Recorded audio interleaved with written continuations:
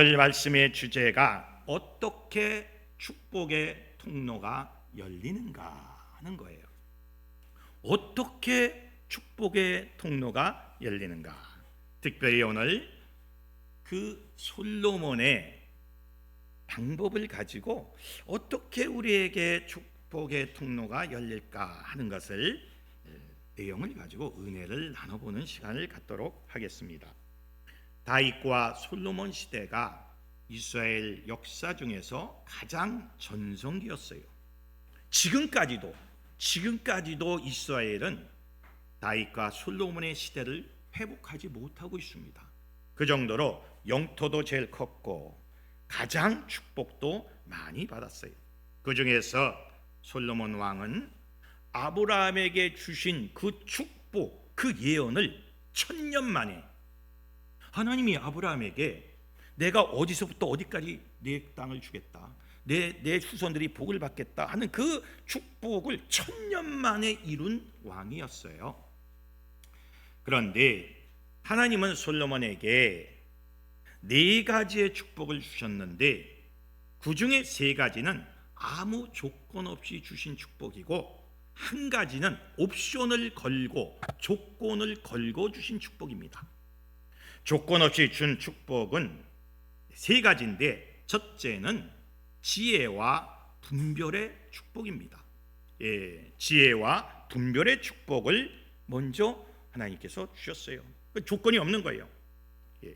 그래서 하나님께서 이제 너에게 내가 지혜와 총명을 줄 것이다. 열왕기상 3장 12절에 보면 지혜와 총명에 대한 내용이 나옵니다. 내가 내게 말대로 하여 내게 지혜롭고 총명한 마음을 주노니 내 앞에도 너와 같은 자가 없고 내 뒤에도 너와 같은 자가 일어남이 없으리라.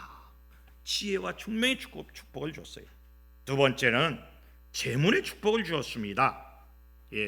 열왕기상 3장 13절에 보면 우리 한번 다 같이 한번 읽어볼까요? 열왕기상 3장 13절입니다. 시작. 내가 구하지 아니한 부귀와 영광도 내게 주노니 내 평생의 왕들 중에 너와 같은 자가 없을 것이라. 아멘. 재물의 축복을 주었어요.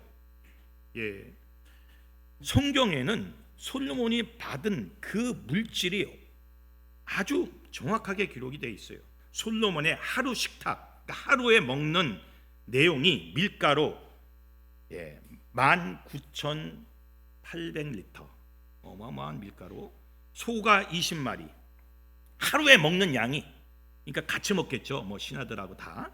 소가 20마리, 양이 100마리, 수사슴, 노루, 암사슴, 새, 이것이 하루에 먹는 양이에요. 얼마나 돈이 많으면 하루에 소를 20마리를 잡아. 와우. 양을 100마리를 잡아서 먹었어. 그러니까 그 정도로 이게 하루 식탁이 이렇다고 성경에 기록되어 있습니다. 그리고 너무나 많은 금을 받아가지고 은을 돌같이 여겼다. 많은 재물을 주었어요. 그뿐만 아닙니다. 3번째는 명예의 축복을 주었어요. 내가 너에게 명예를 주어서 너로 하여금 온 민족이 우러러보게끔 만들 것이다. 이렇게 말씀을 하셨어요. 그런데 이건 조건이 없어요. 그냥 하나님이 주신 거예요. 너무 이뻐서. 그런데 조건을 건 축복이 바로 장수의 축복입니다. 장수의 축복은 조건을 딱 걸었어요. 열왕기상 3장 14절에 보면 다 같이 한번 읽어봅시다. 시작. 내가 만일 내 아버지 다윗이 행한 같이 내 길로 행하며 내 법도와 명령을 지키면 내가 또 내 날을 길게 하리라. 아멘. 내가 나의 법도와 명령을 지키면, 요 딱 옵션을 걸었어요. 내가 너를 장수하게 만들 것이다.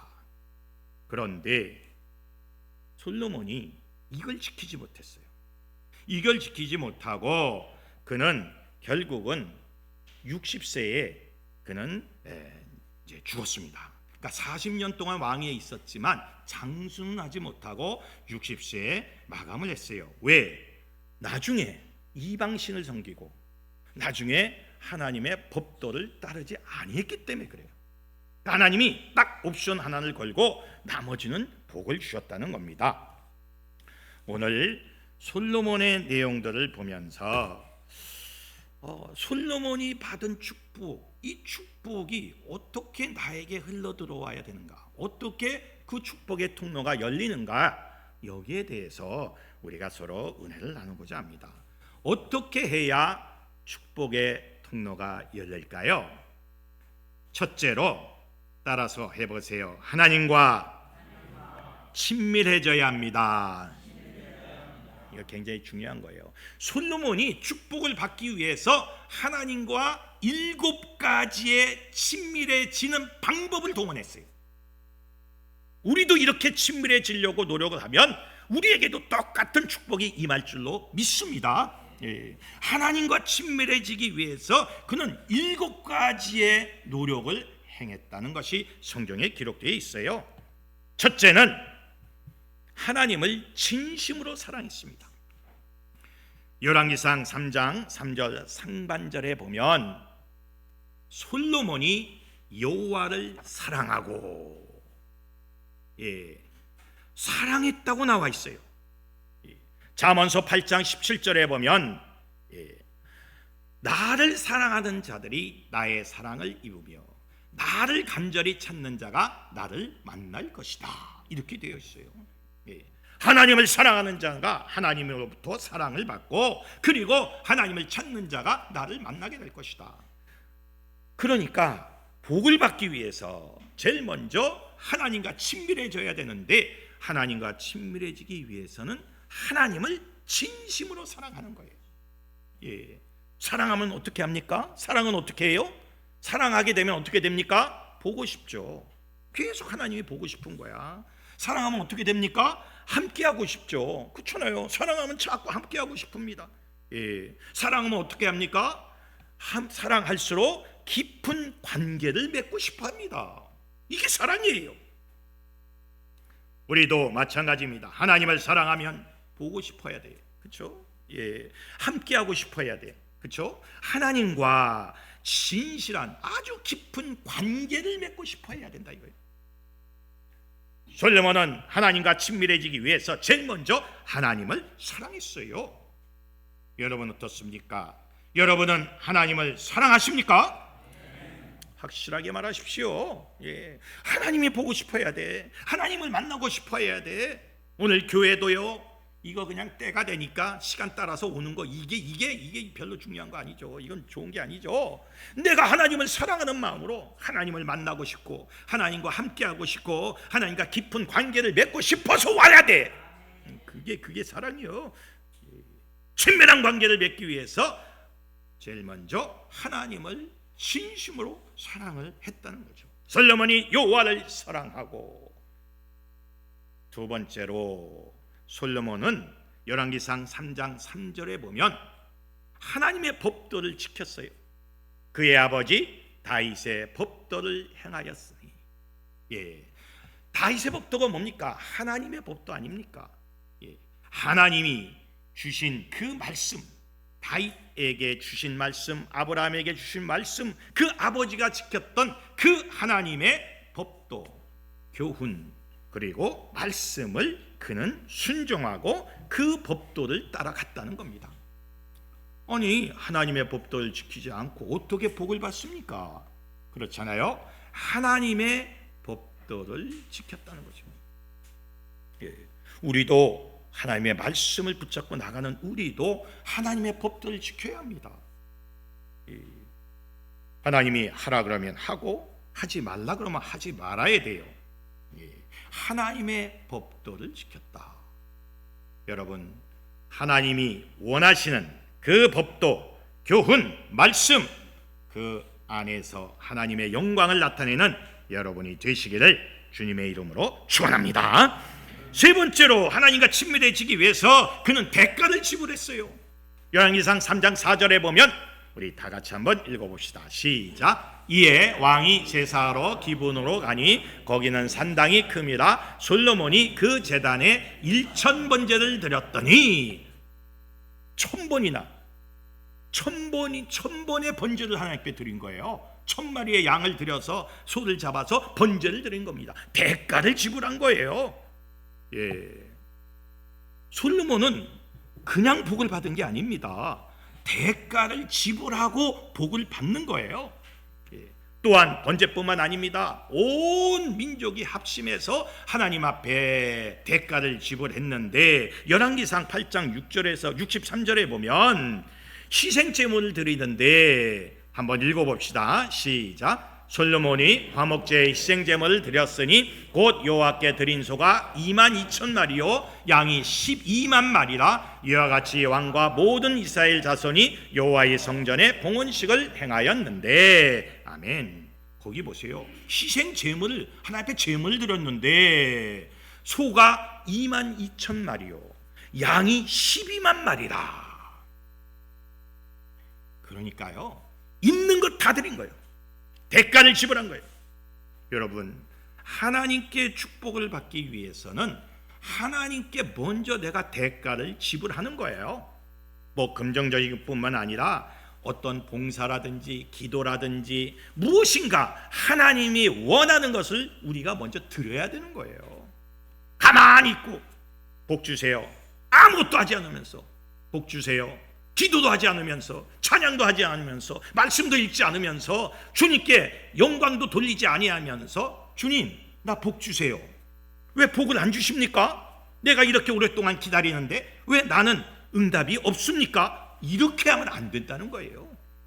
대가를 지불했다는 거죠. 여러분 어떻습니까? 여러분은 지금 대가를 지불하고 있습니까? 대가를 지불하고 있어요? 지금 사순절 기간입니다. 이 사순절은 굉장히 중요해요. 다른 교회에서는 뭐 특별 새벽 기도다 뭐다 막 하는데 우리도 정말로 이 사순절 기간 동안에 기도하고 주님을 바라보고 말씀을 묵상하며 무엇인가 대가를 지불하는 모습을 보여드려야 됩니다. 그렇지 않고 아무것도 하지 않으면서 하나님 복 주세요, 하나님 나는 왜 이렇게 복이 없어요? 이렇게 말을 한다면 그거는 잘못된 신앙입니다. 우리는 분명하게 하나님 앞에 대가를 지불해야 돼요. 주님의 영광을 드러내는 여러분이 되시기를 주님의 이름으로 축원합니다. 네 번째로 이 솔로몬은 하나님과 친밀해지기 위해서 열왕기상 3장 7절입니다. 아주 중요한 말씀을 합니다. 한번 읽어봅시다. 시작. 나의 하나님 여호와여, 주께서 종으로 종의 아버지 다윗을 대신하여 왕이 되게 하셨사오나 좋은 작은 아리라 취입할 줄을 알지 못하고. 자기 스스로를 아이라고, 나는 어린아이예요. 주님 나는 어린아이예요. 문도 열고 나갈 수도 없는 그것도 할 줄 모르는 아주 바보 같은 어린아이입니다 하고 자기의 겸손을 표현하기 시작을 합니다. 여러분, 이 겸손의 신앙은 대단히 중요한 거죠. 잠언서 22장 4절에 보면 이 겸손의 축복에 대해서 아주 자세하게 기록을 하고 있어요. 잠언서 22장 4절에 보면 겸손과 여호와를 경외함의 보상은 재물과 영광과 생명이다. 그러니까 겸손한 자가 받는 보상이 첫째가 재물이고 두 번째가 영광이고 세 번째는 생명이다. 이렇게 성경은 증거하고 있습니다. 그러니까 우리는 주님 앞에 무릎을 꿇어야 돼요. 주님 나는 죄인입니다. 나는 부족합니다. 주님 나를 붙잡아 주십시오. 나를 만져주십시오. 나에게 지혜와 능력과 권세를 주십시오. 이렇게 자기 자신을 낮추는 자가 하나님의 복을 받는 거예요. 우리는 매번 기도할 때마다 나의 부족을 고백해야 합니다. 나는 아무것도 할 수가 없어요. 실제 그렇지 않습니까? 아무것도 할 수가 없죠. 나는 부족합니다. 실제 그렇지 않습니까? 얼마나 우리가 부족합니까? 실제로 우리가 가지고 있는 것들 아무것도 없지 않습니까? 그것을 믿음으로 말씀으로 표현을 해야 돼요. 솔로몬은 하나님과 친밀해지기 위해서 자기 스스로를 작은 아이다. 자기가 왕이에요. 왕인데 작은 아이라 표현해. 대단한 겸손이 아닐 수가 없습니다. 다섯 번째로 하나님과 친밀해지기 위해서 그가 구한 것이 있죠. 중요한 것이죠. 열왕기상 3장 9절에서 10절 우리 다 같이 한번 읽어봅시다. 시작. 누가 주의 이 많은 백성을 재판할 수 있사오리까 듣는 마음을 종에게 주사 주의 백성을 재판하여 선악을 분별하게 하옵소서. 솔로몬이 이것을 구하매 그 말씀이 주의 마음에 든지라. 선악을 분별할 수 있는 지혜를 달라고 구하는 거예요. 지혜와 분별의 은사를 구하고 있습니다. 굉장히 중요한 거죠. 하나님이 칭찬한 게 바로 여기 있는 거예요. 야, 네가 사업 잘 되게 해달라고 구하지도 않고, 야, 네가 뭐 이거 열어달라고 구하지도 않고, 오직 선악을 분별할 수 있는 지혜를 달라고 구하니 내 마음에 쏙 들어. 성경에 보니까 그 말씀이 주님의 아도나이, 그 주인의 마음에, 주인이 누굽니까? 하나님이죠. 하나님의 마음에 쏙 든지라. 지혜와 분별의 은사를 구했어요. 여러분, 우리는 지혜를 구해야 돼요. 오늘 목표가 우리 주제 성구가 뭡니까? 지혜가 제일이니 지혜를 얻어라. 이게 우리의 이번 1년 내내 우리의 성구입니다. 주제 성구예요. 우리는 늘 지혜를 구해야 돼요. 하나님이 주는 하늘의 지혜를 받아야 돼요. 이 세상 지혜 말하는 거 아닙니다. 세상 지식을 말하는 게 아니에요. 하나님이 주는 하늘의 지혜를 우리가 받아야 돼요. 그것이 우리에게 물권, 영권, 인권을 가져다 주는 첫 번째 지름길이에요. 이걸 구했다 이거요. 이것이 하나님 마음에 쏙 들었다 이거요. 우리는 하나님의 뜻이 무엇인지를 알 수 있는 지혜를 구해야 합니다. 우리는 사람의 분별할 수 있는 지혜를 구해야 합니다. 우리는 사람의 마음을 감동시킬 수 있는 지혜를 구해야 합니다. 우리는 사업을 성공시킬 수 있는 지혜를 구해야 합니다. 우리는 싸움을 승리로 이끌 수 있는 지혜를 구해야 합니다. 굉장히 중요한 거예요. 축복의 통로는 지혜를 통해서 오는 거예요. 호쿠마, 히브리어로 호쿠마, 그리스어 헬라어로는 소피아. 이 지혜가 충만해질 때에 모든 것은 따라오게 돼 있어요. 여섯 번째로 솔로몬이 하나님과 친밀해지기 위해서 여섯 번째로 한 것이 성전을 거룩하게 구별한 거예요. 그날의 왕이 열왕기상 8장 64절에 보면 여호와의 성전 앞들 가운데를 거룩히 구별하고, 참 이게 중요한 거예요. 거기서 번제와 소제와 감사제물에 기름을 드렸으니 성전을 구별한 거예요. 예수님께서 성전에 들어가서 보니까 돗대기 시장이야. 물건 파는 사람, 그리고 뭐 판매하고 뭐 하는 사람, 이 돗대기 시장을 만들었어요. 그럴 때 예수님께서 성전에 들어가서 어떻게 하셨어요? 성전을 정화시킵니다. 이만한 끈을 가지고 막 치면서, 우리 이 성전은 기도하는 집인데, 영적인 집인데 너희가 강도의 소굴을 만들었다고 막 책망을 한 장면이 마태복음 21장 12절 이하에 아주 정확하게 기록이 되어 있습니다. 성전을 구별하고 거룩하게 만들어야 돼요. 오늘날 한국 교회도 마찬가지예요. 한국 교회가 영적으로 청소가 되어야 되고, 한국 교회가 하나님의 영이 운행할 수 있게끔, 하나님의 보좌가 거기에 임할 수 있게끔 거룩하게 만들어야 돼요. 어떻게 거룩하게 만듭니까? 번제와 소제와 감사제물을 드리는 거예요. 이게 뭡니까? 번제는 뭡니까? 태워서 드리는 거죠. 자기 몸을 태워서, 오늘날로 말하면 우리가 뜨겁게 주님께 기도하고 주님께 영광을 돌리고 찬양과 경배하면서 이 모든 이 공기 이 안쪽을 거룩하게 만들어 가는 거예요. 그래서 항상 하나님이 운행할 수 있게끔, 성령님이 운행할 수 있게끔 만들어 가야 돼요. 성전을 거룩하게 구별시켰다는 거죠. 마지막 일곱 번째로, 솔로몬은 하나님과 친밀해지기 위해서 제단을 떠나지 않았다는 거죠. 솔로몬 예루살렘 성전을 건립하고 거기서 제사 드리는 그 동안에 제단을 떠나지 않았어요. 그 앞에서 하나님 앞에 기도하고 그 앞에서 하나님을 찾고 그 앞에서 하나님께 영광을 돌렸어요. 일천번제를 드리면서도 하나님과 교제할 때 솔로몬은 제단을 떠나지 않았고 거기서 잠을 잤고 봉헌식을 할 때도 성전을 떠나지 않았고 성전 안에서 하나님을 만났습니다. 하나님은요 제단에서 역사하셔요. 제단에서 하나님이 운행하신다 이거요. 그런 하나님을 만나기 위해서 그 성전을 거룩하게 구별시켰고 그 제단을 떠나지 않고 그 제단에서 엎드려 기도하면서 주님을 만나기를 갈망했다는 거죠. 자, 7가지입니다. 축복의 통로는 하나님과 친밀해져야 열리는데, 첫 번째로 친밀해지기 위해서 솔로몬은 7가지를 행했다는 거죠. 자, 첫째 어떻게 했습니까? 어떻게 했어요? 첫 번째,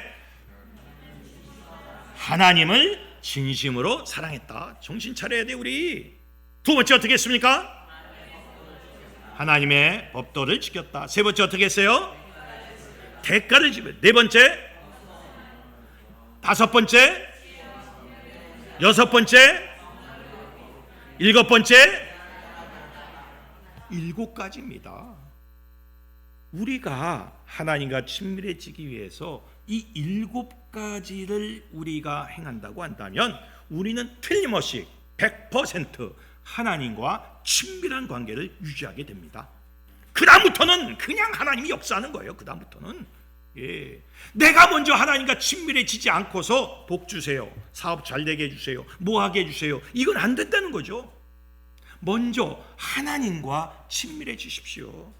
여러분, 하나님과 친밀해진 이 7가지 방법, 솔로몬이 했던 7가지 방법을 우리도 그대로 따라서 하는 거예요. 그러면 전무후무한 축복이 우리에게 임한다는 거예요. 여러분, 이 사순절 기간 동안에 하나님과 친밀한 관계를 유지하시기를 주님의 이름으로 축원합니다. 세계적인 복음송 가수인 스웨덴의 레나 마리아가 있습니다. 레나 마리아가 쓴 책, 발로 쓴 내 인생의 악보라는 책이 있는데, 이 레나 마리아는 두 팔이 없이 태어났어요. 태어날 때부터 팔이 없어요. 한쪽 다리가 짧았고, 그리고 그 짧은 다리, 또 다른 다리, 또 한쪽 다리는 꺾여서 올라가 있는 아주 이상한 요괴인간 같은 모습으로 태어났습니다. 그는 다리로 손을 대신해요. 팔이 없으니까 다리를 가지고 이빨을 닦고, 다리 그 발가락으로 포크를 끼워서 밥을 먹고, 발가락을 가지고 얼굴을 닦고, 그가 발가락을 가지고 옷을 입는 기간이 12년이 걸렸어요.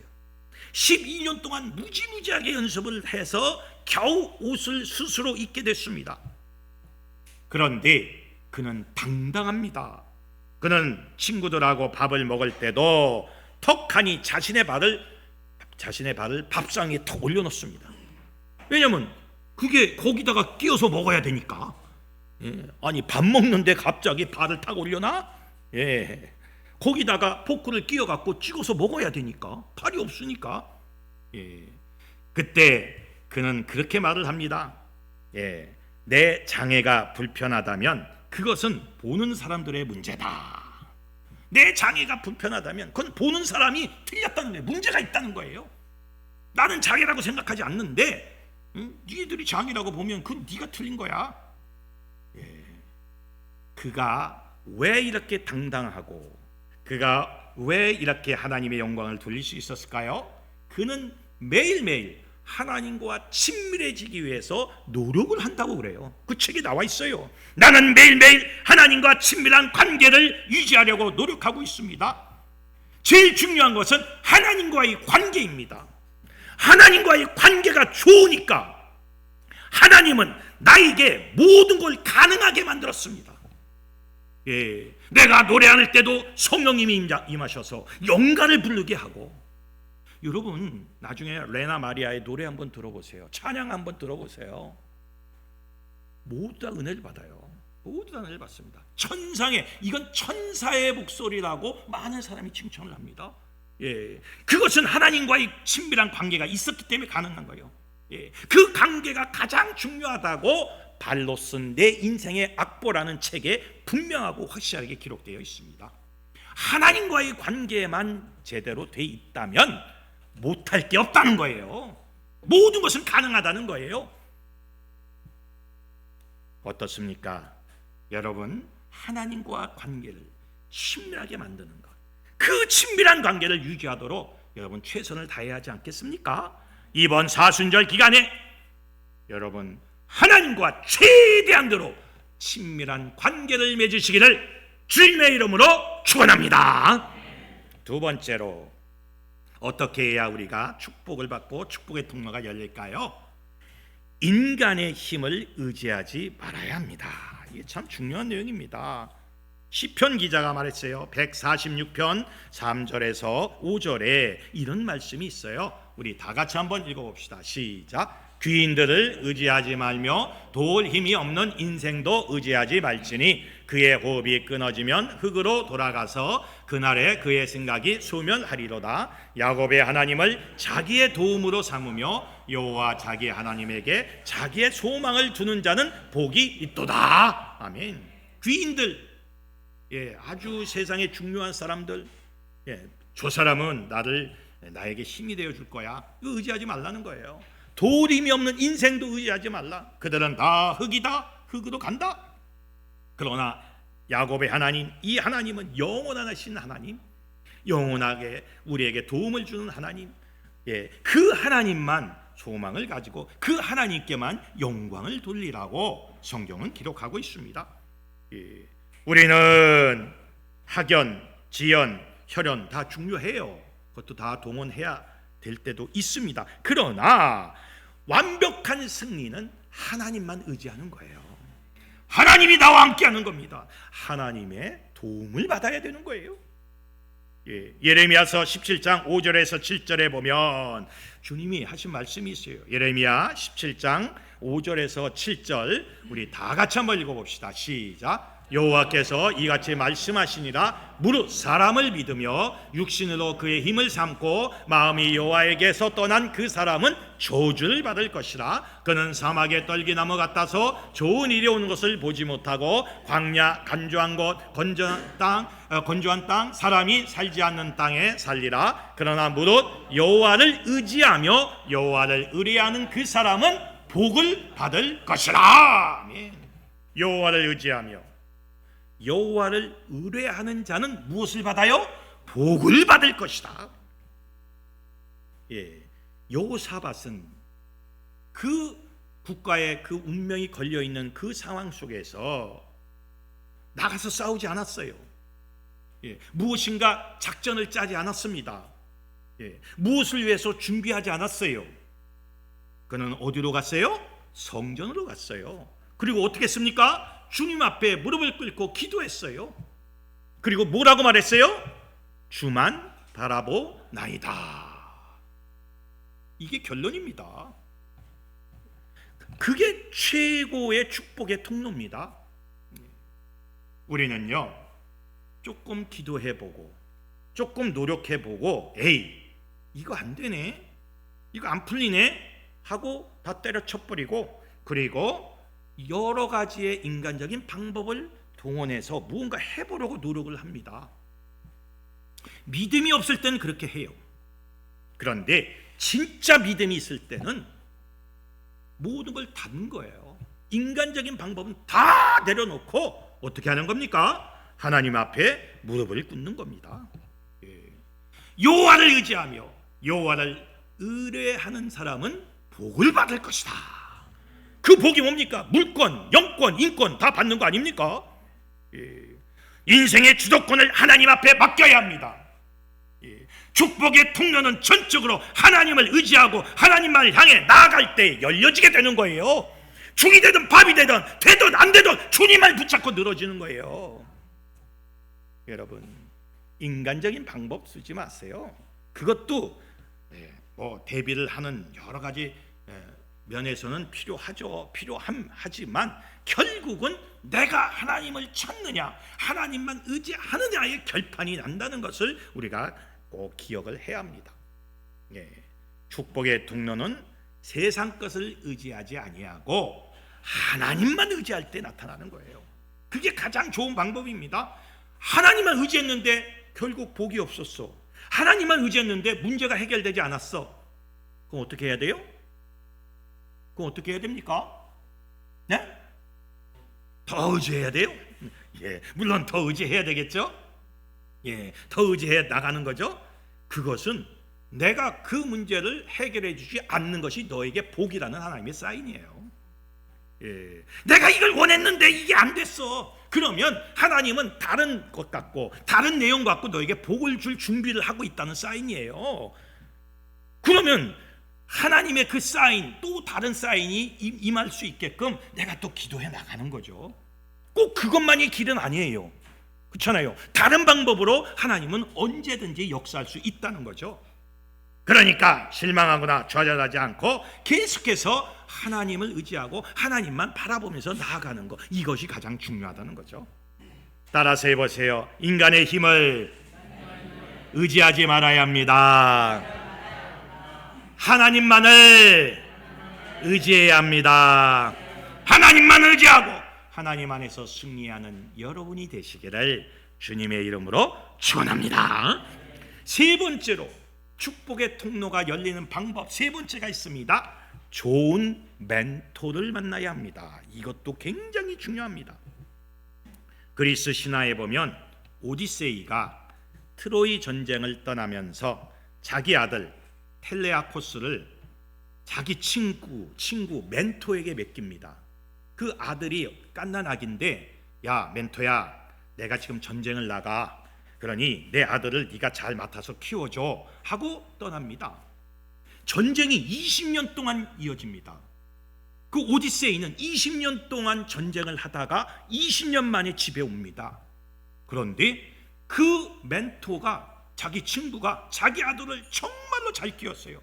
선생이자 상담자이자 아버지이자 친구처럼 그 아이를 잘 키워서 와서 보니, 20년 만에 와서 보니 자기 아들이 아주 훌륭하게 커 있는 모습을 발견하고 보게 돼서 멘토에게 너무 고맙다고 칭찬하는 그 내용이 나옵니다.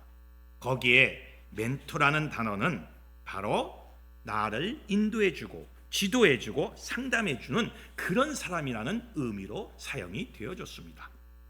보세요. 솔로몬은 나이가 어렸어요. 초등학교 이제 1학년 나이밖에 안 됐어요. 뭘 할 수 있어요. 그런데 솔로몬에게는 나단이라는 선지자, 멘토가 있었습니다. 이 나단 선지자는 과감한 사람이에요. 다윗이 밧세바하고 잘못을 저질렀을 때 과감하게 가서 당신 틀렸다, 잘못했어 하고 지적했던 다윗의 멘토였어요. 그런데 그 나단이 그 아들 솔로몬의 멘토가 돼서, 자 보세요. 다윗은 늙었어요. 힘이 없어요. 다윗은 늙었죠. 그리고 반란이 일어났습니다. 그 늙은 그 다윗의 아들들이, 그 자녀들이 반란을 일으켰어요. 반란은 일어났죠. 솔로몬은 어리죠. 이런 상황 속에서 나단이 지혜를 발휘합니다. 나단이 아도니아의 반역을 없애버리기 위해서 제사장 사독으로 대제사장을 삼게 하고 군대장 분이야로 하여금 군대 장관을 세워가지고 반란을 진압함과 동시에 솔로몬을 왕으로 세워서, 다윗의 허가를 받아서 왕으로 세워가지고 솔로몬 만세 하고 온 국민과 함께 만세를 외치게 했어요. 솔로몬이 나단이라는 멘토가 없었으면 절대로 왕이 될 수가 없었어요. 그런데 나단이라는 그 멘토로 인해서 결국 그 어린 솔로몬이 왕이 될 수 있었다는 거죠. 여러분, 좋은 멘토를 만난다는 게 얼마나 중요한 일인지 몰라요. 축복의 통로가 열리려면 우리에게도 영적인 좋은 멘토가 있어야 됩니다. 그래서 자신의 신앙, 자신의 삶, 자신의 계획, 자신의 길을 점검받아야 돼요. 왜냐?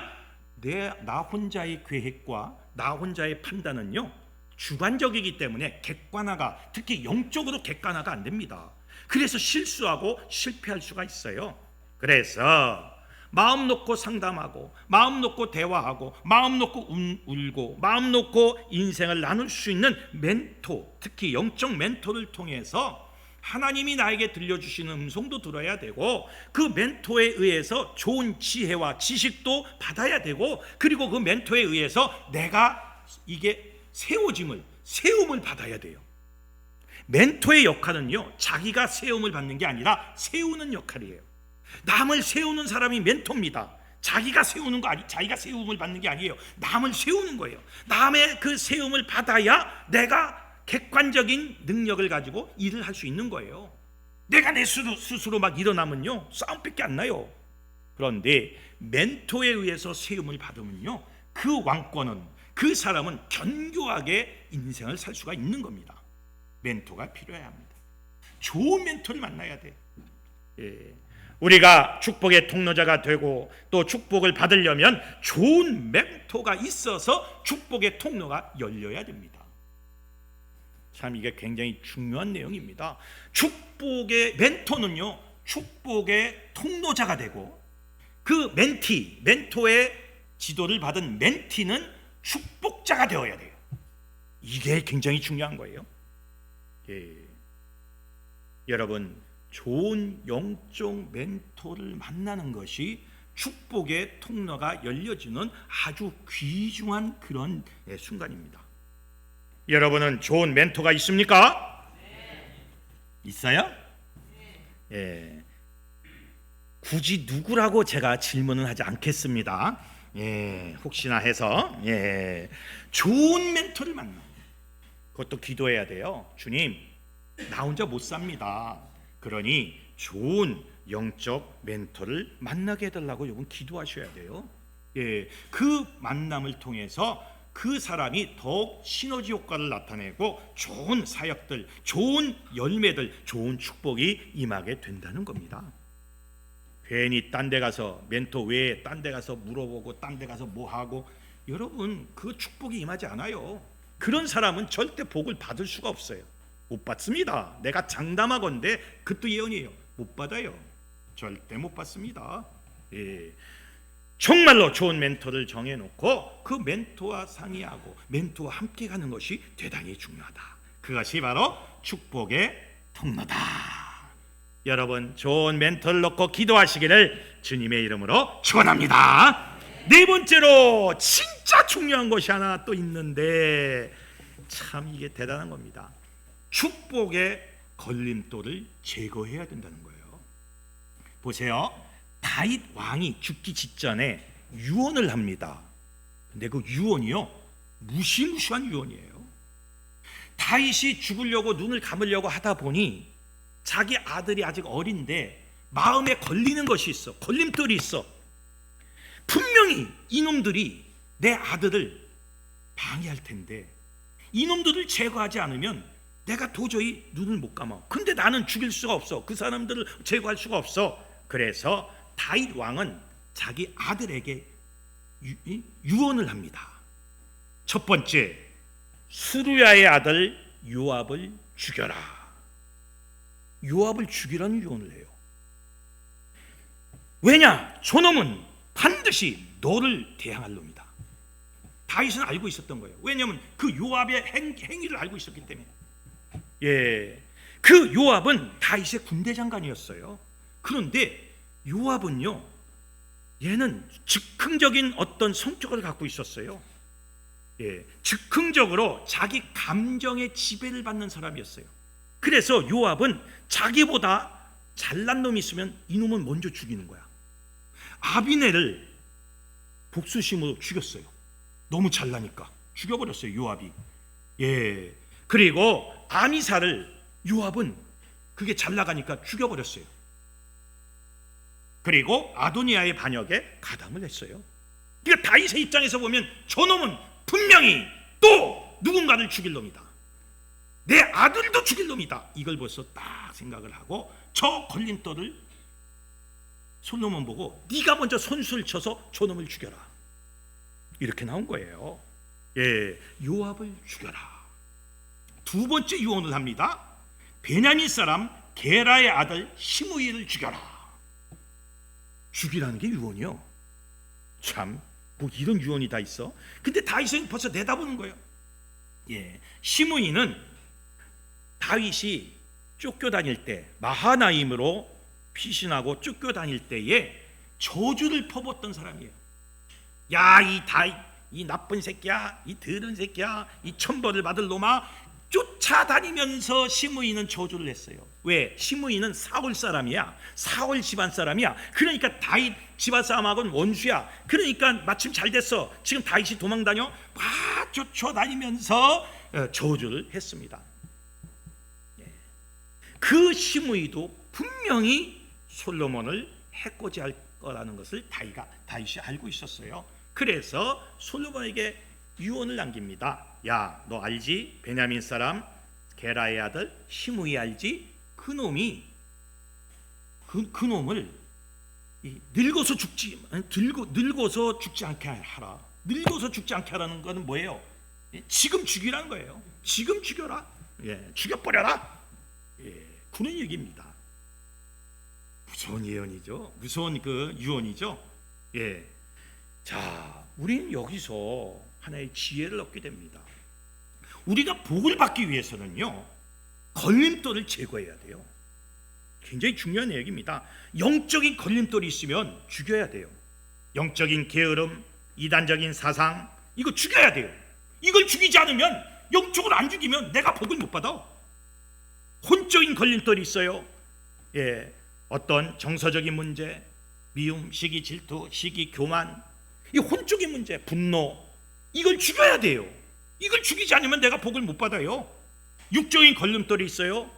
예, 유혹이라든지 도박이라든지 마약이라든지 음주라든지 이걸 죽여야 돼요. 이걸 죽이지 아니하면 내가 죽는 거예요. 내가 복을 못 받는 거예요. 바로 그런 얘기입니다. 내가 축복을 받으려고 하는데 축복을 받으려고 하는 걸림돌이 있어요. 그걸 제거해야 축복이 임한다는 거예요. 다윗이 괜히 유언한 거 아니에요. 솔로몬이 앞으로 왕이 돼서 복을 받으려면 군대 장관이었던 요압을 죽여야 되고 그리고 시므이를 죽여야 된다는 거예요. 그 살려두면 너가 화가 된다는 거예요. 그러니까 죽이라는 거예요. 마찬가지예요. 축복의 걸림돌 우리도 죽여야 됩니다. 제거해야 돼요. 여러분의 걸림돌이 뭡니까? 영적으로 뭐예요? 게을러요? 영적으로 게을러요? 죽여야 돼. 이 사순절 기간에 죽여야 돼. 다 제거시켜야 돼. 예. 혼적인 걸림돌이 뭡니까? 예. 분노 조절 장애가 있습니까? 무엇이 있어요? 내 마음에 못된 마음이에요. 이거 나쁜 거 다 죽여야 돼요. 육적인 것들 걸림돌이 있습니까? 도박, 마약, 음주, 중독, 이거 다 죽여야 돼요. 이걸 죽이지 아니하면 절대로 복이 임하지 않는다는 거예요. 여러분, 축복의 통로는요, 걸림돌을 제거할 때 나타나는 거예요. 나에게 나쁜 습관이 있어요. 아, 이거 없애야지, 이거 죽여야지 하면서도 그걸 해. 이번 기회에 죽이세요. 말씀으로, 기도로, 찬양으로 죽여야 돼요. 여러분이 죽여야 될 게 뭐가 있어요? 예? 우리 여러분 뭘 죽여야 돼요? 예? 우리 홍 집사님, 그래도 좀 제가 이렇게 대화가 통하니까 그래도 내가 하는 거예요. 예? 홍 집사님 뭘 죽여야 돼요? 나쁜 습관 같은 거 있어요? 음주. 와우, 아직도 음주에 오 마이 갓. 이번 사순절 기간에 죽이시기를 주님의 이름으로 축원합니다. 죽여야 돼요. 예, 음주 내가 이제 한번 쫓아다니면서 볼 거야. 이제 그 죽여야 돼. 그냥 퍼먹으면서 어떻게 축복을 받아? 그렇잖아요. 기도할 시간에 해롱해롱돼서 이게 뭐야? 이게 성령에 취해야 되는데, 성령술에 취해야 되는데, 또 음주도 또 양주, 소주, 막 양주, 소주에 취해가지고 해롱해롱도. 아, 이건 뭐야? 이건 어떤 사람은 주초에 또 이 주초에 또 이렇게 이것도 좀 죽여야 돼. 이 몸이 좋지도 않는 거 이거 펴가지고 유익되는 거 하나도 없어.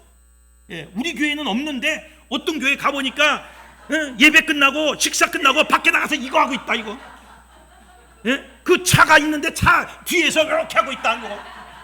우리 교회는 없어. 우리 교회는 없어. 근데 누구는 이렇게 하고 있다. 그래서 그 담임 목사님이 지나가는데 딱 보니까 딱 보여.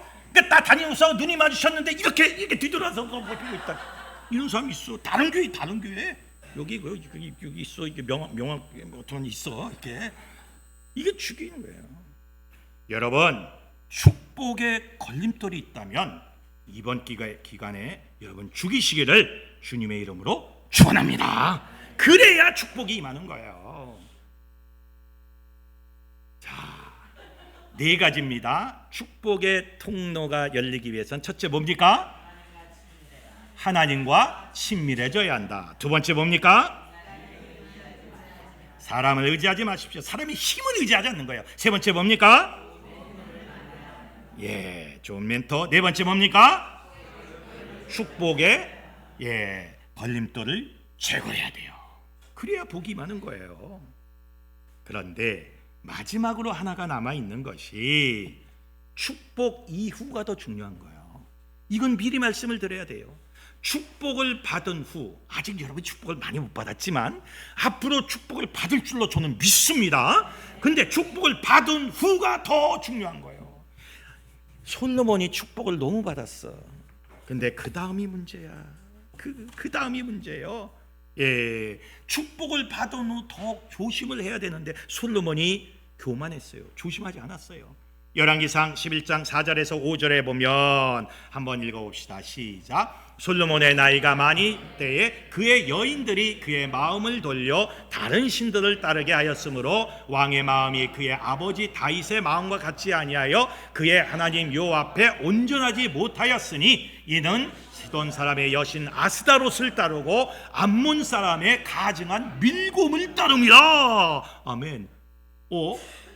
그렇게 하나님 앞에 기도하고 그렇게 하나님을 찾았던 솔로몬이 말년에 다른 신을 섬기네. 여자들이 많았어. 정략교를 많이 했어. 그 여자들이 신들을 갖고 오네. 우상들을. 그 여자들이 결국 솔로몬의 마음을 돌렸어. 야, 하나님 보이지 않는 하나님을 왜 믿어요? 자, 보이는 아스타롯, 보이는 밀곰을 믿어요. 돌려놨어. 와우, 큰일 났네. 이게 죽을 때까지 가야 되는데 큰일 났어요. 그래서 하나님이 열왕기상 11장 9절에서 11절에 보면 하나님이 이렇게 말씀하는 거예요. 열왕기상 11장 9절에서 11절 한번 읽어봅시다. 시작. 솔로몬이 마음을 돌려 이스라엘 하나님 여호와를 떠남으로 여호와께서 그에게 진노하시니라. 여호와께서 일찍이 2번이나 그에게 나타나시고 이 일에 대하여 명령하사 다른 신을 따르지 말라 하셨으나 그가 여호와의 명령을 지키지 않았으므로 여호와께서 솔로몬에게 말씀하시되 내게 이러한 일이 있었고 또 내 언약과 내가 내게 명령한 법도를 지키지 아니하였으니 내가 반드시 이 나라를 내게서 빼앗아 내 신하에게 주리라. 아멘. 내가 하나님을 떠났어. 내가 화가 났어.